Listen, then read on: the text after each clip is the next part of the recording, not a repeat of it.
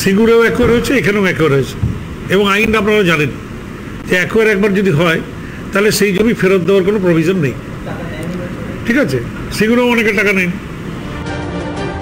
মমতা বন্দ্যোপাধ্যায় সিঙ্গুরে জমি ফেরানোর আশ্বাসকে এখন প্রশ্নের মুখে দাঁড় করিয়ে দিয়েছে তাঁরই শ্রমমন্ত্রীর এই মন্তব্য। রাজনৈতিক পর্যবেক্ষকদের অনেকেরই মত, মমতা বন্দ্যোপাধ্যায় সরকারে আসার ভিত তৈরি করে দিয়েছিল সিঙ্গুরের জমি আন্দোলন। অনিচ্ছুক কৃষকদের জমি ফেরতের দাবিতে দুর্গাপুর এক্সপ্রেসওয়েতে মমতার অবস্থান আন্দোলন, বিডিও অফিসে বিক্ষোভ, বিধানসভায় ভাঙচুর, ধর্মতলায় ২৬ দিনের অনশন, শেষ পর্যন্ত বাধ্য হয়ে টাটার রাজ্য ত্যাগ, বারবার জমি ফেরানোর প্রতিশ্রুতি।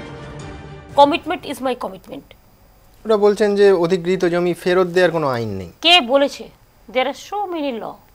এসব নিয়ে কাগজপত্র আমাদের রেডি আছে। এটা ঠিক নয় যে ফেরত দেওয়া যায় না।